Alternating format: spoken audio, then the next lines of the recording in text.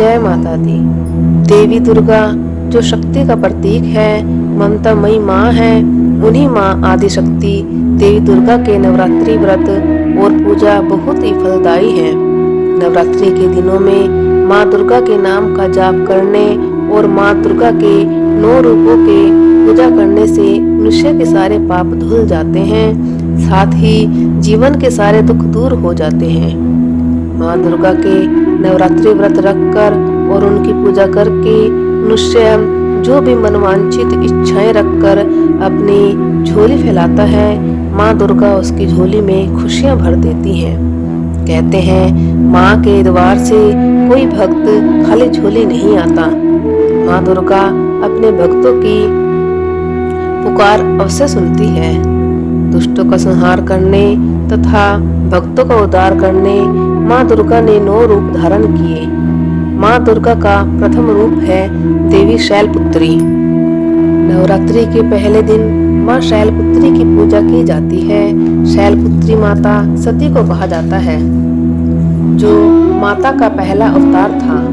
सती राजा दक्ष की कन्या थी। राजा दक्ष द्वारा महादेव के अपमान के कारण माता सती ने पिता द्वारा कराए गए यज्ञ की अग्नि में कूदकर खुद को भस्म कर लिया था।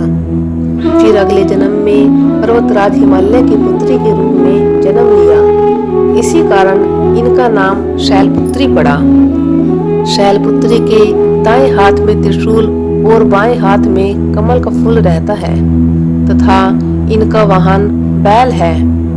माँ के इस रूप को लाल और सफेद रंग की वस्तुएं पसंद होने के कारण इस दिन लाल और सफेद पुष्प एवं सिंदूर अर्पित करते हैं और दूध की मिठाई का भोग लगाएं। बोलो माँ शैलपुत्री की जय। नवरात्रि के दूसरे दिन माँ ब्रह्मचारिणी की पूजा होती है। नारद मुनि के कहने पर देवी पार्वती ने शिवजी को पति के रूप में पाने के लिए कठोर तपस्या की। कई वर्षों तक कठिन उपवास रखे और कई हजार वर्षों तक निर्जल और निराहार रहकर कठोर तपस्या की।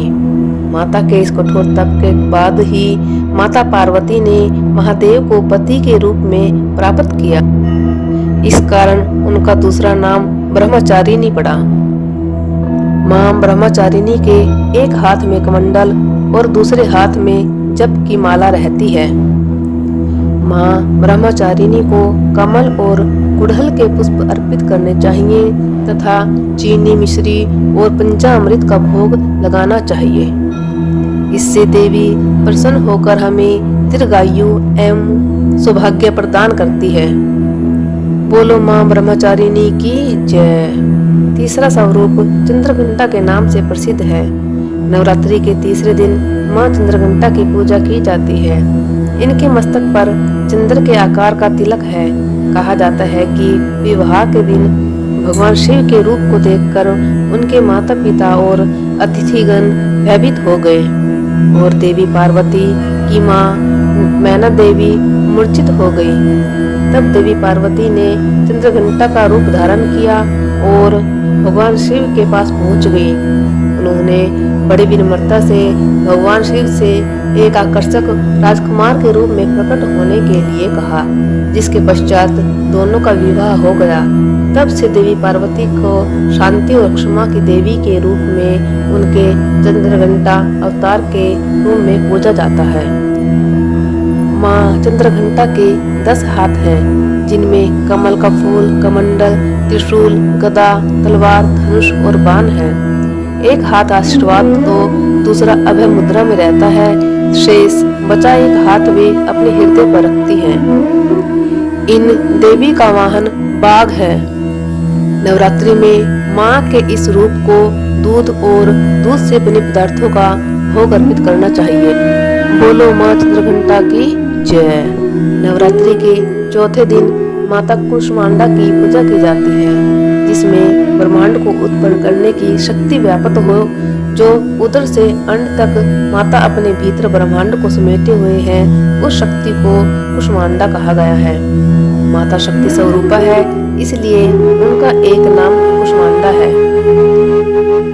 माँ कुष्मांडा के 8 भुजाएं हैं, जिनमें से 7 भुजाओं में वे कमंडल, धनुष, बाण, कमल का फूल, अमृत कलश, चक्र और गदा धारण करती हैं और 8वें हस्त में सर्व सिद्धि और सर्व निधि प्रदान करने वाली जपमाला सुशोभित है।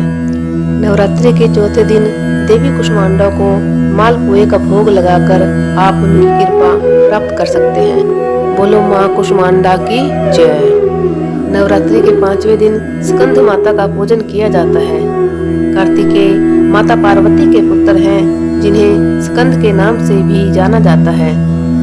स्कंद की माता होने के कारण ही इन्हें स्कंद माता कहकर पुकारा जाता है। माता का वर्ण पूर्णतः श्वेत है और यह इनका रूप चतुर्भुज है। ऊपर वाली दाहिनी भुजा में यह षडानन बाल रूप स्कंद को पकड़े रहती है और ऊपर वाली बाईं भुजा से आशीर्वाद देती है। नीचे वाली दोनों भुजाओं में माता ने कमल पुष्प धारण किया हुआ है। इनका वाहन सिंह है। इस दिन माता की पूजा करने के बाद केले का भोग अर्पण करने से परिवार में सुख शांति आती है। बोलो स्कंद माता की जय। नवरात्रि में छठे दिन माँ कात्यायनी की पूजा की जाती है। इनकी उपासना और आराधना से भक्तों को बड़ी आसानी से अर्थ, धर्म, काम और मोक्ष चारों फलों की प्राप्ति होती है।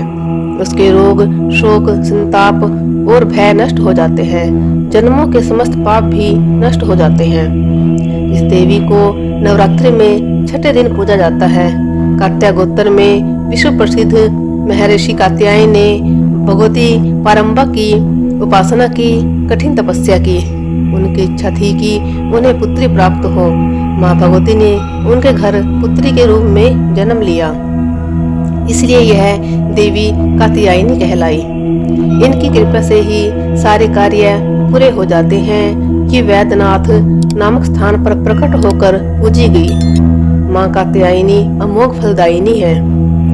भगवान कृष्ण को पति रूप में पाने के लिए ब्रज की गोपियों ने इन्हीं की पूजा की थी।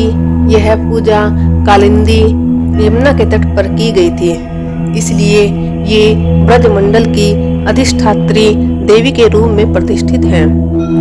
इनका स्वरूप अत्यंत भव्य और दिव्य है। ये स्वर्ण के समान चमकीली है और भास्वर है। इनकी 4 भुजाएं हैं। दाईं तरफ का ऊपर वाला हाथ अभय मुद्रा में है तथा नीचे वाला हाथ वर मुद्रा में है। माँ के बाईं तरफ के ऊपर वाले हाथ में तलवार है व नीचे वाले हाथ में कमल का फूल सुशोभित है। इनका वाहन भी सिंह है। इनकी उपासना और आराधना से भक्तों को बड़ी आसानी से अर्थ, धर्म, काम और मोक्ष चारों फलों की प्राप्ति होती है। उसके रोग, शोक, संताप और भय नष्ट हो जाते हैं। जन्मों के समस्त पाप भी नष्ट हो जाते हैं। इसलिए कहा जाता है कि इस देवी की उपासना करने से परम पद की प्राप्ति होती है। माता का 7वां स्वरूप देवी कालरात्रि है। नवरात्रि के 7वें दिन माँ कालरात्रि की पूजा होती है। जब माँ दुर्गा ने दैत्य रक्त बीज को मारा तो उसके शरीर से गिरे रक्त से लाखों रक्त बीज दैत्य उत्पन्न हो गए। इसे देख देवी दुर्गा ने अपने तेज से देवी कालरात्रि को उत्पन्न किया। रक्त बीज के शरीर से निकलने वाले रक्त को माँ कालरात्रि ने जमीन पर गिरने से पहले ही अपने मुख में भर लिया। तभी से माता के कालरात्रि रूप को पूजा जाने लगा। माँ कालरात्रि का वर्ण घोर अंधकार की भांति काला है। बाल बिखरे हुए हैं तथा अत्यंत तेजस्वी 3 नेत्र हैं। इनके गले में बिजली की चमक जैसी माला भी होती है। इनका वाहन गधर या गधा होता है। 7वें दिन देवी के इस रूप को गुड़ अर्पित करने से बाधाओं से मुक्ति मिलती है। बोलो कालरात्रि माता की जय। नवरात्रि के 8वें दिन महागौरी की पूजा होती है। शिव को पाने के लिए जब माता पार्वती ने कठिन तप किया तप के प्रभाव से उनका रंग काला पड़ गया। जब प्रसन्न होकर भगवान शिव ने उन्हें अर्धांगिनी रूप में स्वीकार किया तो अपनी जटा से निकलती पवित्र गंगा की जलधारा माता पर अर्पित की तो उनका रंग गौर हो गया। कारण माता का नाम महागौरी पड़ा। महागौरी का वाहन भी श्वेत विषर्भ है। देवी का यह 8वां स्वरूप शांत स्वभाव का और सुहागिनों को सुहाग देने वाला है। इनको भोग में नारियल चढ़ाना चाहिए। बोलो माँ महागौरी की जय। नवरात्रि के 9वें दिन माँ सिद्धिदात्री की पूजा होती है। माँ दुर्गा का आखिरी स्वरूप माँ सिद्धिदात्री है। ये माँ दुर्गा की 9वीं शक्ति है। पुराणों के अनुसार भगवान भोलेनाथ ने सिद्धिदात्री की कृपा से ही समस्त सिद्धियों को प्राप्त किया था। इसी कारण वे जगत में अर्धनारीश्वर प्रसिद्ध हुए। माँ सिद्धिदात्री की उपासना करने से भक्तों की सभी इच्छाएं पूर्ण होती हैं। इनकी पूजा करने से यश, धन और बल की प्राप्ति होती है। जो भी पूरे मन और श्रद्धा से माँ सिद्धिदात्री की पूजा करते हैं उनके जीवन के सारे दुख दूर हो जाते हैं और अंत में मोक्ष की प्राप्ति होती है। इनका वाहन सिंह है। चतुर्भुज देवी के दाएं और के ऊपर वाले हाथ में गदा और नीचे वाले हाथ में चक्र रहता है। बाएं और ऊपर वाले हाथ में मेघमल का पुष्प एवं नीचे वाले हाथ में शंख रहता है। नवमी के दिन इनकी पूजा उपासना कर कन्या पूजन करना चाहिए, जिससे देवी सबसे अधिक प्रसन्न होती है। इनकी पूजा कर हलवा, चना, पूरी, खीर आदि का भोग लगाएं। बोलो माँ सिद्धिदात्री की जय। जय माँ दुर्गा।